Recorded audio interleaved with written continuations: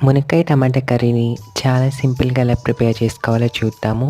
ముందుగా స్టవ్ మీద కుక్కర్ గిన్నె పెట్టుకొని ఆయిల్ వేసుకుని వేడయ్యాక ఆవాలు, జీలకర్ర, కరివేపాకు వేసుకొని ఇవి కాస్త వేగాక సన్నగా తరిగిన ఉల్లిపాయ ముక్కల్ని వేసుకొని ఉల్లి ముక్కల్ని కాస్త మెత్తబడేంత వరకు వేయించుకోండి.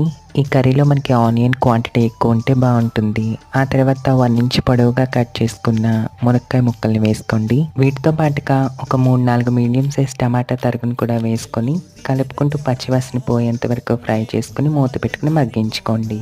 ఆ తర్వాత ఇందులోకి రుచికి సరిపడా ఉప్పు, పసుపు, కారం వేసుకొని టమాటా ముక్కలు సాఫ్ట్గా అయ్యేంత వరకు కలుపుకుంటూ కుక్ చేసుకోండి. మునక్కాయ ముక్కలు, టమాటా ముక్కలు మగ్గాక కూర ఉడకడానికి సరిపడినన్ని వాటర్ యాడ్ చేసుకొని ఒకసారి కలుపుకొని మీడియం ఫ్లేమ్లో కుక్కర్ మూత విజిల్ పెట్టుకొని 3 విజిల్స్ వచ్చేంత వరకు ఉడికించుకోండి. మీకు నచ్చిన కన్సిస్టెన్సీలో కూరని దగ్గరికి అయ్యేంత వరకు ఉడికించుకోండి. మునక్కాయ టమాటా కర్రీ